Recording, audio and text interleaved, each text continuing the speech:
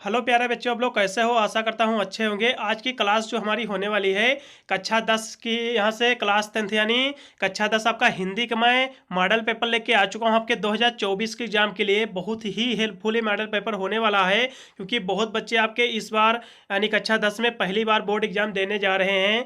एक उत्सुकता रहती है कि मॉडल पेपर उनका कैसा आता है। मैं मॉडल पेपर लेके आ चुका हूँ आपके 2024 के एग्जाम का। इसका मैं सोल्यूशन भी लेके आया हुआ हूँ, क्योंकि अब आपका जो पेपर है आपका बहुत सारा आपका सिलेबस भी चेंज हो गया है। अब पेपर भी आपका पैटर्न भी चेंज हो गया है। अगली बार आपके जो पेपर आया हुआ था पूरे आपके एमसीक्यू यानी 20% आपके एमसीक्यू पूछे गए थे, और फिर और आपके जो आपके 50 नंबर आया था वो आपका थ्योरी से आया हुआ था। मैं यहाँ से सभी में आपको दिखा दे रहा हूँ कि इसका सोल्यूशन भी प्रोवाइड कर रहा हूँ। साथ में वीडियो में अंत तक बने रहें, और जो विद्यार्थी चैनल पर फर्स्ट टाइम किया हो सब्सक्राइब कर बेल आइकन प्रेस करके ऑल नोटिफिकेशन को ऑन कर लेना, क्योंकि मैं इस चैनल पर यूपी एमएसपी यानी उत्तर प्रदेश माध्यमिक शिक्षा परिषद यानी यूपी बोर्ड की मैं सारी तैयारी कराता हूँ। आप क्लास 10th से लेकर 12th क्लास तक दोनों के यहाँ से मैं क्लासें कराता हूँ, जिसकी वजह से अपने एग्जाम में 90% यहाँ से क्लियर कर सकते हो। यहाँ से मैं फिलहाल के मैं आपको सारा मॉडल पेपर आपको दिखा रहा हूँ। आपका मॉडल पेपर आपके 2023-24 के एग्जाम के लिए होने वाला है। आपके 24 के एग्जाम के लिए ये विषय जो आपका है हिंदी का है। पूरा जो पेपर आपका आता है पूरा आपका 70 नंबर का आपका पूरा पूर्णांक रहता है। और यहाँ से आपको जो करने को समय आपको मिलता है अपने एग्जाम में, बोर्ड एग्जाम में 3 घंटे 15 मिनट आपको बोर्ड एग्जाम में इसको करने को समय आपको मिलता है। इसके देखिए मैं पूरा निर्देश यहाँ से आपको बताऊंगा। पूरा मैं आपको बेसिस पे बताने जा रहा हूँ कि आपको किस तरह अपने एग्जाम में लिखना है, किस तरह से ओएमआर सीट भरना है, सब कुछ मैं डिटेल में यहाँ से बताऊंगा। और वीडियो में अंत तक बने रहें। आपको देखिए 15 मिनट तो आपको मिलते हैं, पेपर को पढ़ने को मिलते हैं। यहाँ से लिखा भी हुआ है, मैं इसको दिखा दे रहा हूँ। फिर दूसरा यहाँ से लिखा हुआ इसमें आपका दिया हुआ बिंदु निर्देश में, यानी प्रश्न पत्र जो आपका है 2 खंडों में आपका विभक्त है। खंड आ और खंड बा 2 खंडों में आपका पेपर पूरा विभक्त है। और खंड आ में आपके जो प्रश्न आपके रहते हैं सारे आपके बहुविकल्पी प्रश्न है, यानी 20 नंबर का आपका जो बहुविकल्पी प्रश्न है आपका, यानी खंड आ में आपके जो है प्रश्न सभी आपके विकल्पी प्रश्न है। टोटल 20 प्रश्न है। प्रत्येक प्रश्न आपके एक एक नंबर के रहेंगे। आपके 20 नंबर यहाँ से खंड आ में आपके क्लियर होने वाले हैं। देखिए यहाँ से मैं आपको दिखा भी दे रहा हूँ, जिसमें से सही विकल्प आपको चयन करके आपको ओएमआर सीट आपको मिलेगी। उसमें आपको लिखना है, आपको सीट पर नीले या काले यानी बाल पॉइंट पेन, आप कोई भी पेन यूज कर सकते हैं, काला यूज कर सकते हैं या फिर नीला। आप यदि डार्ट का पेन है डार्ट, या फिर आप जेल का भी यूज कर सकते हैं फिलहाल के लिए। और यहाँ से आपको जो भरने का इसका जो नियम होता है, आपको ओएमआर सीट आपको यदि भरनी नहीं आती है, मैं सब कुछ यहाँ से मैं बताऊँगा आगे में। और एमआर सीट को केवल आपको गोला करना रहता है। यहाँ से आपके 3 सेक्शन आपके दिए रहते हैं। आपका मान लो ए आपका दिया हुआ ए बी सी और डी, यहाँ से 4 आपको उसमें आपके बिंदु दिए होते हैं। आपका जो भी प्रश्न का आपका जो भी विकल्प सही है, मान लो यानी मेरा पहला क्वेश्चन का मुझे यानी बी विकल्प मेरा सही है, तो आपको यहाँ से बी नंबर को इस तरह से आपको इसको गोला कर देना है अपने पेन से। इस तरह से आपको पूरा इस तरह से आपको डार्क कर देना है। इस तरह से पूरा गोला आपको अपने पेन से आपको कर देना है। इस तरह से आपको एमआर सीट आपको अपनी भरनी है। फिर आगे मैं यहाँ से बताऊंगा इसके बारे में डिटेल में भी, आप वीडियो में अंत तक बने रहें। यहाँ से का ओएमआर सीट में जो प्रत्येक प्रश्न आपके 1 नंबर के दिया हुआ निर्धारित है, मैंने आपको आगे भी बता चुका हूँ। ओएमआर सीट को भरने पर आपको यहाँ से देखिए इसको सही से आपको क्या इसमें विशेषता आपको बरतनी है, क्या सावधानियां आपको यानी बरतनी है, जिससे आपको ओएमआर सीट आपको ए भी नंबर आपका कटे ना। देखिए ओएमआर सीट जो आपको भरना है सही से आपको भरना है, थोड़ा सा भी आपको काट पीट नहीं करना है। इसमें साफ साफ यहाँ से लिखा हुआ है इरेजर एवं व्हाइटनर, आप कहीं भी काट पीट न कीजिए। व्हाइटनर का प्रयोग बिल्कुल भी आपको नहीं करना है काट पीट के। आपको सही सही अपना आपको ओएमआर सीट भरना है, अन्यथा भी आपके ओएमआर सीट आपकी चेक नहीं की जाएगी। एग्जामिनर उसको चेक नहीं करेगा और उसके नंबर आपको नहीं जोड़े जाएंगे। इसलिए आपको अपना जो ओएमआर सीट भरना है सही से आपको भरना है। यदि आपका कट भी जाता तो आपको व्हाइटनर लगाने की आवश्यकता नहीं, थोड़ा बहुत आपका चल जाएगा। लेकिन आपको विशेषकर ध्यान रहे कि आपको काटने की आपको या फिर कहीं भी आपको यह करने की काट पीट करने की आवश्यकता ना पड़े, जिससे आपको सही से यदि लिखा रहा होगा साफ सुथरा तो एग्जामिनर आपको अच्छे नंबर यहाँ से प्रोवाइड करेगा। देखिए फिर यहाँ से मैं सीधे सेक्शन ए पे आ चुका हूँ, खंड आ पे आ चुका हूँ। इसमें आपके जो प्रश्न रहते हैं सभी आपके बहुविकल्पी प्रश्न रहते हैं। पूरा आपके यहाँ से 20 नंबर का पूरा आपका इसमें पूर्णांक रहेगा। 20 ही प्रश्न आपके पूछे जाते हैं सेक्शन ए में। प्रत्येक प्रश्न आपके एक एक नंबर के रहेंगे। सारे आपके बहुविकल्पी प्रश्न इसमें गए हैं। पहला इसमें आपका प्रश्न पूछा गया, आचार्य शुक्ल किस युग के लेखक हैं।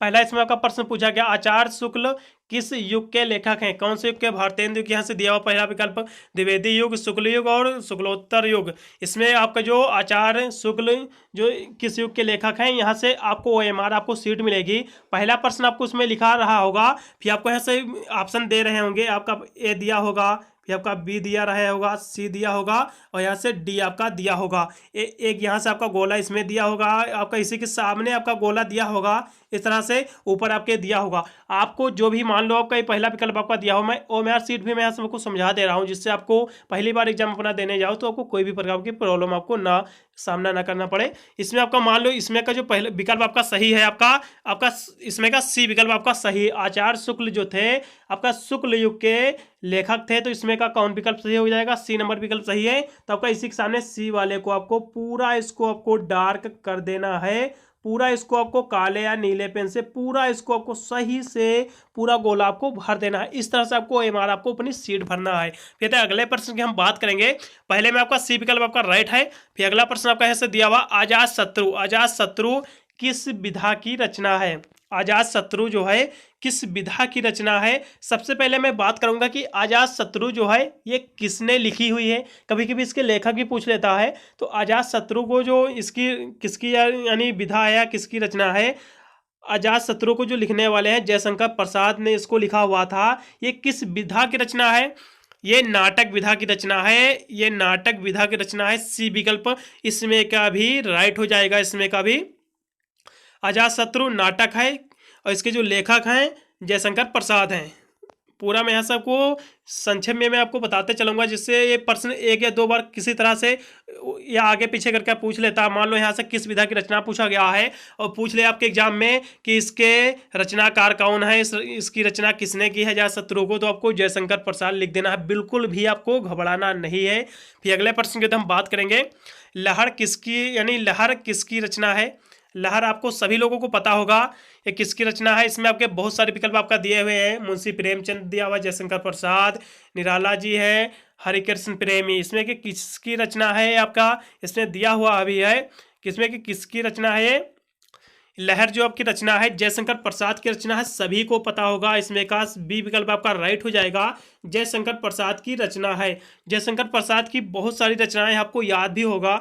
जैसे मैं बात करूंगा, कमायनी हो गई, आंसू हो गई, झरना हो गई, लहर हो गई, प्रेम पथिका, ये सभी जो है लहर हो गई, ये सभी जितने भी हैं ये सभी जयशंकर प्रसाद की रचनाएं हैं। फिर अगले प्रश्न की हम बात करेंगे, शुक्ल युग की समयावधि क्या है? शुक्ल युग कब से कब तक होता है ये आपको यहाँ से बताना है। ये सभी शुक्ल युग, छायावादी युग, आधुनिक युग, सभी के बारे में आपको सत्र यानी सन आपको पता होना चाहिए। बिल्कुल इससे एक नंबर का प्रश्न पूछा ही जाता है हर साल एग्जाम में, इसलिए इसको आपको बिल्कुल तैयार ही करना है। देखिए, शुक्ल युग को छायावादी युग भी कहा जाता है और इसका जो समय है या 1919 से लेकर 1938 तक होता है इसका समय, इसलिए इसमें का बी विकल्प आपका राइट विकल्प हो जाएगा। फिर अगले प्रश्न की हम बात करेंगे, नीर का निर्माण फिर किस विधा की रचना है? इससे में दो प्रश्न आपके बनते हैं। कभी कभी पूछ लेता है नीर का निर्माण फिर किसकी रचना है, और यानी इस यहाँ से पूछा गया फिलहाल के लिए प्रश्न किस विधा की रचना है। ये किस विधा की रचना है? नीर का निर्माण फिर ये कई बार प्रश्न दोहराया जा चुका है। ये आत्मकथा है। ये किस विधा की रचना है? ये आपकी आत्मकथा है और इसके जो लेखक है नीर का निर्माण फिर इसके जो लेखक हैं हरिवंश राय बच्चन है। आपको बिल्कुल भी घबराना नहीं है। कभी कभी ये प्रश्न पूछ लेता है कि इसके नीर का निर्माण फिर के लेखक कौन है, तो आपको लिख देना है हरिवंश राय बच्चन। यदि पूछे किस विधा की रचना है तो आत्मकथा विधा की रचना है। बी विकल्प आपका राइट हो जाएगा। यदि अगले प्रश्न की हम बात करेंगे, भारत भारती किस विधा की रचना है? यहाँ से भी प्रश्न, ये भी कई बार ये प्रश्न पूछा गया है। भारत भारती किस विधा की रचना है, इसके लेखक कौन है, सब मैं बताऊंगा। देखिए, भारत भारती किस विधा की रचना पहले आपको देख लेना है। भारत भारती जो है ये द्विवेदी युग की है। आपकी पहला विकल्प का राइट हो जाएगा। किस विधा की रचना है? द्विवेदी युग की विधा की रचना है। आपका ए विकल्प आपका राइट हो जाएगा। और भारत भारती के यानी इसके लेखक कौन है, अब लेखक भी देख लीजिए। इसके लेखक गुप्त जी हैं। गुप्त जी कौन? गुप्त जी का पूरा नाम नहीं पता होगा तो मैं बता भी दे रहा हूँ। मैथिली शरण गुप्त आपको पता होगा, उनकी ही रचना है भारत भारती। ये कई बार प्रश्न आपका पूछा जाता है, इसलिए इसके बारे में भी आपको सही से पता होना चाहिए। भारत भारती के जो लेखक हैं यानी मैथिली शरण गुप्त जी हैं, मैथिली शरण गुप्त जी हैं। ये किस विधा की रचना है, यानी द्विवेदी युग की रचना है। यानी फिर अगले प्रश्न की हम बात करेंगे, मधुशाला किसकी रचना है। मधुशाला किसकी रचना है, ये भी यहाँ से याद आपको देख लेना है। यहाँ से दिया हुआ मधुशाला किसकी रचना है, बहुत ही आपका इंपॉर्टेंट प्रश्न है। ये जो रचना है मधुशाला, ये हरिवंश राय बच्चन की आपकी ये रचना है, हरिवंश राय बच्चन। सी विकल्प आपको इसमें का राइट हो जाएगा। मधुशाला की जो रचना है, इसके जो लेखक हैं हरिवंश राय बच्चन हैं। यदि अगले प्रश्न की बात करेंगे, भारत भारती किसकी रचना है। भारत भारती किसकी रचना है, यहाँ से भी प्रश्न आपका पूछा गया है, भारत भारती किसकी रचना है। ये जो रचना है भारत भारती, मैंने वहाँ भी बोला हुआ था कि किस विधा की रचना, वहाँ से पूछा गया था। अगला प्रश्न यहाँ से पूछा गया है किसकी रचना है, मैथिली शरण गुप्त जी की रचना है। यहाँ से प्रश्न वही पूछा गया है, मैंने बोला भी हुआ था। कभी भी प्रश्न इसके लेखक पूछ लेता है किस विधा की रचना है। ये प्रश्न काफ़ी मात्रा में पूछे जाते हैं इधर उधर करके आपके। फिर अगला प्रश्न आपका दिया हुआ, आधुनिक युग कब से कब तक माना जाता है। आधुनिक युग तो जो आपका माना जाता है 1843 से लेकर अब तक का ये माना जाता है। ए विकल्प आपका राइट हो जाएगा, सभी को पता होगा। फिर आपका मतिराम किस युग के कवि हैं। मतिराम जो हैं किस युग के कवि हैं। मतिराम जो थे आपके ये रीत काल के कवि थे, इसमें का डी विकल्प आपका राइट हो जाएगा। यदि अगले प्रश्न की हम बात करेंगे, हास्य रस का स्थायी भाव क्या होता है। हास्य रस का जो स्थायी भाव होता है आपको देख लेना है। हास्य रस का सभी पता होगा, हास्य रस का स्थायी जो भाव होता है, हास होता है, हंसी होती है। सी विकल्प आपका राइट हो जाएगा इसमें का 11 नंबर प्रश्न का। अगले प्रश्न की हम बात करेंगे, यहाँ से दिया हुआ, सोहत ओढ़े पीठ पठ श्याम सलोने गात, मानो गी यानी मानो नील मणिशैल पर आपत पयो प्रकाश, उपयुक्त पंक्ति में कौन सा अलंकार है। अब अलंकार यहाँ से पूछा गया, मनो यहाँ से दिया हुआ है। मनो का से मैं यहाँ से आपको बता दे रहा हूँ, मनो जो शब्द यदि पूछा जाए तो मनो जो शब्द पूछा जाता है, ये जो अलंकार होता है उत्प्रेक्षा अलंकार होता है, उत्प्रेक्षांक अलंकार होता है। उत्प्रेक्षांक अलंकार इसमें का राइट विकल्प हो जाएगा, बी नंबर सही हो जाएगा। यदि अगले प्रश्न की हम बात करेंगे, रोला छंद में कुल कितने चरण होते हैं। रोला छंद में जो चरण होते हैं 4 चरण होते हैं, सी विकल्प इसमें का राइट हो जाएगा। यदि अगले प्रश्न की बात करेंगे, आकर्षण किस शब्द में किसी उपसर्ग का प्रयोग किया गया है। आकर्षण में किस शब्द का उपसर्ग का प्रयोग किया गया है। अपरसकर्षण जो होता है इसका संधि विच्छेद होता है, इसलिए इसका जो सही विकल्प आपका राइट हो जाएगा, ये डी विकल्प इसमें का राइट विकल्प हो जाएगा। इसलिए डी विकल्प इसमें का राइट है, आपको डी विकल्प आपको लगाना है आपके एग्जाम में अपने। प्रत्यक्ष में कितने भेद होते हैं। प्रत्यक्ष में अब कितने भेद होते हैं ये भी देख लीजिए। प्रत्यक्ष में जो भेद होते हैं 2 भेद होते हैं। अब कौन कौन से भेद होते हैं ये भी यहाँ से जान लीजिए। प्रत्यक्ष में जो भेद होते हैं 2 भेद होते हैं। पहला होता है कृत भेद, कृत भेद होता है, कृत प्रत्यय होता है, सॉरी। अब कृत प्रत्यय कितने भेद होते हैं। अब 2 इसके भेद होते हैं। अब पहला कृत हो गया और दूसरा हो गया आपका त्रहित, आपका त्रदित हो गया, ये इसका दूसरा भेद। फिर अगले प्रश्न की हम बात करेंगे, पीताम्बर में कौन सा समास होता है। अब पीताम्बर में कौन सा समास होता है सभी को पता होगा, कर्मधारय समास होता है। आपका राइट विकल्प हो जाएगा ए, आपका कर्मधारय समास होता है, कर्मधारय समास होता है पीताम्बर में। ए विकल्प आपका राइट हो जाएगा। ये अगले प्रश्न की हम बात करेंगे। अगला प्रश्न आपका दिया हुआ है, अच का तद्भव शब्द क्या होगा। जो अच का जो तद्भव जो शब्द होता है ये आँख होता है, इसलिए आपका डी विकल्प आपका इसमें का राइट हो जाएगा। फिर अगला प्रश्न आपका दिया हुआ है, यड़ संधि का सूत्र है। यड़ संधि का सूत्र है, यड़ संधि का जो सूत्र है इको है, इसमें का सी विकल्प राइट है इसमें का। फिर अगला प्रश्न आपका दिया हुआ 9 नंबर आपका, फलस्य शब्द का वचन या एवं विभक्त लिखिए। फलस्य जो शब्द है ये कौन सा वचन है, कौन सी विभक्त है, आपको यहाँ से देख के लिखना है इसमें का जो विकल्प आपका राइट हो जाएगा 19 नंबर प्रश्न का ए विकल्प आपका राइट हो जाएगा। षष्ठी विभक्त एक वचन, षष्ठी विभक्त एक वचन हो जाएगा। फिर अगला प्रश्न आपका दिया हुआ है, अपठत धातु एक वचन है एवं पुरुष है, ये आपको देखना है। इसमें का जो विकल्प राइट हो जाएगा बी विकल्प हो जाएगा, प्रथम पुरुष एक वचन। फिर यहाँ से आपके प्रश्न आपके सारे बहुविकल्पी समाप्त हो गए हैं। खंड आ के मैं सीधे खंड बा के प्रश्न पे आ चुका हूँ। यहाँ से आपके थ्योरी बेस्ड सारे प्रश्न रहते हैं। इसमें देखिए पहला प्रश्न आपका जो पूछा गया है 3 नंबर के, यहाँ से 2 ही प्रश्न आपको अटेम्प्ट करने हैं पहले में। देखिए इसमें जो आपका दिया हुआ है गद्यांश यहाँ से आपका दिया हुआ है, इसमें 3 प्रश्न आपके दिए हुए हैं। आपको तीनों प्रश्नों को आपको उत्तर देना है। देख रहिए यहाँ से लिखा हुआ है। अब यहाँ से आपको सबसे जरूरी बात क्या होती है, गद्यांश किस आपके पाठ से लिया गया है, इसके लेखक कौन है, तभी आप इसका लिख पाओगे इसका गद्यांश के पूरे प्रश्नों को उत्तर। यहाँ से पहला इसमें जो पूछा गया है उपयुक्त गद्यांश का संदर्भ सहित संदर्भ लिखिए। आप संदर्भ कैसे लिख सकते हो, इस यानी कि किसी पाठ से लिया गया है, इसके लेखक कौन है, तभी आप इसका संदर्भ लिख पाओगे सही से। इसलिए इसका आपको देख लेना अपने हिसाब से। और गद्यांश का रेखांकित अंश की व्याख्या कर देना है। व्याख्या तो आप कर लोगे इसकी देख कर आप, लेकिन इसके संदर्भ के लिए आपको बिल्कुल भी पता होना चाहिए। आपको पार्ट आपको रिवीजन करना चाहिए जिससे आपको पता हो सके। यानी कोई ऐसा शब्द इसमें जरूर है जिसको आप देख के पहचान सकते हो किस यानी चैप्टर से आपका लिया गया है। चाणक्य यहाँ से शब्द आया हुआ है, गुप्त यहाँ चंद्रगुप्त आया हुआ है। अब आपको अपने यानी आप उसका रिवीजन यदि किया होगा अपने सभी चैप्टरों को, तो आप बिल्कुल पता होगा आपको कि किस चैप्टर से आपका ये लिया गया है ये गद्यांश, इसके लेखक कौन है, तभी आप इसका यहाँ से संदर्भ लिख पाओगे। आपको लिख लेना है, इसका देख लेना है फिलहाल के लिए। और यहाँ से अथवा करके दिया हुआ एक ही इसमें से आपको अटेम्प्ट करना है। यदि आप ऊपर वाला इसमें यदि ये कर देते तो आपको अथवा करने की बिल्कुल भी आपको आवश्यकता नहीं है। फिर अगला प्रश्न आपका यहाँ से दिया हुआ है, जल्दी से भी मैं दिखा दे रहा हूँ आपको। 2 नंबर फिर इसमें आपका प्रश्न दिया हुआ है।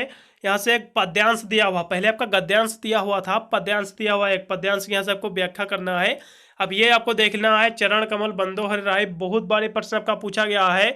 उपयुक्त पद्यांश के आपको संदर्भ आपको लिखना है, इसकी व्याख्या बिल्कुल आप कर लोगे। इसमें कौन सा अलंकार है ये अलंकार भी आप बता सकते हो, यह भी आपको कर लेना। बहुत ही साधारण प्रश्न है, एक कर देते तो आपको अथवा करने की बिल्कुल भी आवश्यकता नहीं। भी सीधे मैं 3 नंबर प्रश्न पे आ चुका हूँ। यहाँ से आपका दिया हुआ है दिए गए संस्कृत गद्यांश से किसी एक संदर्भ सहित हिंदी आपको अनुवाद आपको कर देना है। यहाँ से आपका दिया हुआ है, इसको आपको हिंदी में अनुवाद करना है। संस्कृत में आएगा आपका ये 5 नंबर का, इसको आपको हिंदी में अनुवाद करना है। 2 इसमें आपके पूछे जाएंगे, एक अथवा करके दिया होगा। आप दोनों में से एक ही आपको करना है, जो आपको पता होगा इसका आपको हिंदी में अनुवाद आपको कर देना है। अगले प्रश्न की हम बात करेंगे, ये आपका हो गया। फिर यहाँ से दिया हुआ एक और यहाँ से नीचे मैं आपको दिखा दे रहा हूँ। फिर यहाँ से आपका एक पंक्ति दिया हुआ है, संस्कृत पद्यांश में से एक संदर्भ सहित आपको व्याख्या करना है। ये भी आपका 5 नंबर का दिया हुआ है संस्कृत पद्यांश का, इसका भी आपको संस्कृत सहित आपको व्याख्या करना है। यहाँ से सूक्ति आपकी दी हुई है। फिर आपका 5 नंबर प्रश्न पे आपको दिया हुआ है, अपने पठित खंड काव्य के आधार पर निम्नलिखित प्रश्नों में से किसी एक प्रश्न का आपको उत्तर देना है। यदि आपके जिला में या फिर आपके डिस्ट्रिक्ट में जो भी आपका पढ़ाया जाता हो आपके कॉलेज में, आपको वही आपको खंड आपको करना है। यदि आपके कॉलेज में या फिर आपका स्कूल में जो भी आपका यदि मुक्तिदोध पढ़ाया जाता है या फिर आपको सीरीज वगैरह आप यदि खरीदे होंगे, तो उसमें आपका जिला आपका दिया हुआ होगा। आप जिस जिला से आप रहने वाले हो उस जिला का आपको नाम देख लेना, वही आपको पढ़ना है, वही आपको लिख के आना, तभी आपका एग्जामिनर आपको नंबर सही देगा। यदि आप दूसरे जिला का भी यदि लिख देते हो तो आपको नंबर पूरे आपके काट दिए जाएंगे। इसलिए ये आपको विशेषकर आपको ध्यान में रखना है। अपने आपको कॉलेज में भी आपको बताएंगे आपको इसमें से कौन सा आपको काव्य, आपको इसमें से कौन सा खंड आपको करके आना है, खंड काव्य आपको पढ़ना है। सभी आपको देख लेना है। मेवाड़ दिया हुआ, ज्योति जवाहर दिया हुआ, इसमें से मातृभूमि दिया हुआ, सबके अलग अलग आपके सेंटर के दिए हुए हैं। फिर 6 नंबर आपका प्रश्न दिया हुआ, दिए गए लेखों में से किसी एक का जीवन परिचय लिखते हुए इसकी प्रमुख रचनाओं का उल्लेख कीजिए। जयशंकर प्रसाद, राजेंद्र प्रसाद हो गया, डॉक्टर राजेंद्र प्रसाद हो गया, आचार्य रामचंद्र शुक्ल, ये 3 दिए हुए हैं। मैं गारंटी लेता हूँ यदि आप तीनों की यदि आप जीवन परिचय तैयार कर लोगे तो बिल्कुल मैं गारंटी लेता हूँ इसमें के 1 या 2 बिल्कुल आपके एग्जाम में पूछे ही जाएंगे। इसलिए आपको 3 इसमें से आपको तैयार कर लेना है, नहीं 3 तो आप 2 बिल्कुल आपको तैयार कर लेना है। कौन कौन से तैयार करना है, जयशंकर प्रसाद का तैयार कर लेना है, आचार्य रामचंद्र शुक्ल का 2 आपको तैयार कर लेना है। बिल्कुल इसमें से एक प्रश्न आपके बोर्ड एग्जाम में 2024 के एग्जाम में फंसने वाला है, और एक आपको लिख दोगे तो आपको 5 नंबर यहाँ से क्लियर हो जाएंगे बिल्कुल भी। फिर अगला प्रश्न आपका दिया हुआ है, यहाँ से फिर आपको कवियों का एक जीवन परिचय आपको लिखना है। गोस्वामी तुलसीदास दिए हैं, सुमित्रानंद पंथ, महावीर सूरदास यहाँ से दिया हुआ है। आपको तुलसीदास और सूरदास केवल दो की आपको जीवन परिचय तैयार करना है। दो में से एक प्रश्न बिल्कुल आपको जीवन परिचय पूछा ही जाएगा आपका कवियों का, इसलिए बिल्कुल ये दो प्रश्न आपको ये कवियों के आपको जीवन परिचय तैयार ही होना चाहिए। साथ साथ इसके जो रचनाएं हैं वो भी आपको तैयार होना चाहिए। आप जब भी लिखें एग्जाम में आपको रचनाएं भी आपको एक अलग हेडिंग छोड़ के लिख देना है, जिससे एग्जामिनर आपकी कॉपी जब भी चेक करे आपको पूरे नंबर वहाँ से मिलने के चांस रहते हैं। फिर आपका 7 नंबर फिर आपका प्रश्न दिया हुआ है, अपनी पाठ्य पुस्तक में काठस्थ कोई एक श्लोक लिखिए जो प्रश्न पत्र में ना आया हो। अब आपको करना क्या है, आपको 2 श्लोक आपको तैयार करना है। देखिए यदि आप एक श्लोक यदि आप तैयार करोगे तो हो सकता है वो आपके अपने जो क्वेश्चन पेपर आपका आया अपने एग्जाम में उसमें श्लोक हो सकता आ जाए, तो आपको तैयार क्या करना है, आपको 2 तैयार कर लेना है श्लोक। एक यदि आ ही जाता है आपके एग्जाम में तो वो श्लोक आपको बिल्कुल भी नहीं लिखना। यदि आप वो श्लोक लिख देगो वही जो पेपर में आया है तो आपका नंबर बिल्कुल भी एग्जामिनर नहीं देगा, पूरा क्वेश्चन का आंसर आपको काट देगा। इसलिए आपको 2 श्लोक तैयार करना है। यदि एक पेपर में आपके आ भी जाए तो आपको दूसरा श्लोक लिख के अपने नंबर सही पूरे प्राप्त कर सको। फिर अगला प्रश्न आपका दिया हुआ 8 नंबर, निम्नलिखित में से किसी 2 प्रश्नों को आपको संस्कृत में आपको उत्तर देना है। आपको ऐसा सभी प्रश्नों को उत्तर आपको तैयार कर लेना है। भारतीय संस्कृत मूल किम अस्ति, प्राचीनम यहाँ से अस्ति हो जाएगा। फिर पूर्णराज का आसित, चंद्रशेखर का आजाद, चंद्रशेखर का आसित, चंद्रशेखर देशभक्ता आसित, इसका चंद्रशेखर देशभक्ता आसित ये देशभक्त था। वीर केन पूंजते, वीर केन पूजते, सभी प्रश्न आपको देख लेना आपको मिल जाएंगे। फिर अगले प्रश्न की हम बात करेंगे, निम्नलिखित में से किसी एक पर आपको निबंध आपको लिख देना है। ये 100% आपको निबंध में पूरे आपको 9 नंबर यहाँ से पूरे मिलते हैं, इसलिए निबंध आपको बिल्कुल भी छोड़ के नहीं आना है। निबंध आपको तैयार कर लेना, आपको हेडिंग छोड़ छोड़ के लिखना है, प्रस्तावना लिखना है, इसके क्या उपाय है, इसके हानि क्या है, इसके लाभ क्या है, सभी के बारे में आपको सही से लिखना है हेडिंग छोड़ छोड़ के, तभी एग्जामिनर आपको पूरे नंबर आपको मिलने देगा, जिससे आप अपने एग्जाम में 90% की मेरिट आसानी से क्लियर कर पाओगे। आपका पर्यावरण इसमें आपका दिया हुआ है, संरक्षण के उपाय, आतंकवाद कारण एवं व्यवस्था, जनसंख्या, नारी शक्ति विकरण। अब इसमें करना क्या है, आपको कितने आपको निबंध आपको तैयार करना है जिससे आपको अपने एग्जाम में निबंध आपके आए और वही आपके फंसे जो आपको तैयार करके जाना है। मैं यहाँ से आपको रिकमेंड करूँगा केवल आपको ये नीचे वाला छोड़ के 3 ऊपर के आपको एक बार देख लेना है इसकी हेडिंग क्या है। आप बनाकर भी सभी निबंध आप लिख सकते हो, एक बार इसको पढ़ना है तीनों के बारे में। पर्यावरण ये आपका बहुत ही इंपॉर्टेंट है, आपके हर साल प्रश्न आपका दोहराया जाता है निबंध आपका। आतंकवाद भी आपका करंट में है और जनसंख्या नियंत्रण ये भी बहुत ही कॉमन है, इसलिए तीनों के बारे में आपको बिल्कुल तैयार ही कर लेना है, बिल्कुल आपके पूछे जाएंगे, सभी आपको तैयार कर लेना। मैंने आपको पूरा पेपर मैंने आपको दिखा दिया है, साथ में इसका मैं आंसर भी कुछ बहुविकल्पी प्रश्नों मैंने प्रोवाइड किया हुआ हूँ। आप अन्य यदि आप मॉडल पेपर नहीं देखे हुए हैं, मैं सभी मॉडल पेपर प्रोवाइड कर चुका हूँ, सभी अपलोड कर चुका हूँ, सभी चैनल में आपको मेरे मिल जाएंगे। प्ले लिस्ट भी मैंने बनाया हुआ हूँ क्लास 10th की, आप जाकर उसमें भी आप आसानी से वॉच कर सकते हो। और इस वीडियो को मेरे दोस्तों पर भी शेयर कर देना, जिससे वो भी मॉडल पेपर के सोल्यूशन से तैयार करके अपने एग्जाम में अच्छा खासे मार्क्स भी ऑब्टेन कर सके। और मैं इस चैनल पर मॉडल पेपर सोल्यूशन प्रोवाइड करता हूं तथा मैं इंपॉर्टेंट क्वेश्चन आंसर का भी वीडियो प्रोवाइड करता हूं, जो आपके एग्जाम के लिए बहुत ही हेल्पफुल होते हैं। मैं जितने भी प्रश्न बताता हूं इंपॉर्टेंट क्वेश्चन में, वही प्रश्न आपके एग्जाम में पूछे जाते हैं 100%। यदि आप मेरे इंपॉर्टेंट क्वेश्चन तैयार करके जाओगे तो मैं एकदम गारंटी लेता हूँ आपकी 90% से कम इस बार आपकी आने वाली नहीं है। यदि मेरे मॉडल पेपर से तैयार करके चले जाओगे तो आपकी बिल्कुल आपके 70% आपकी बिल्कुल कम आने वाली नहीं है। इसलिए मैं रिकमेंड करूंगा कि आप मेरा मॉडल पेपर जो सोल्व कराता हूं और जो मैं इंपॉर्टेंट क्वेश्चन का वीडियो बनाता हूं, आप दोनों से तैयार कीजिएगा, जिससे आप अपने एग्जाम में 90 से 95% की मेरिट आसानी से क्लियर कर सकते हो। वीडियो अच्छा लगा हो तो लाइक करके चैनल को सब्सक्राइब कर बेल आइकन भी प्रेस कर लेना, ऑल नोटिफिकेशन ऑन करना, जिससे मैं अन्य कोई वीडियो छोड़ो तो उसका नोटिफिकेशन आपको सबसे पहले मिल सके। मिलता हूँ अन्य वीडियो में, तब तक सभी को thank you watching this video.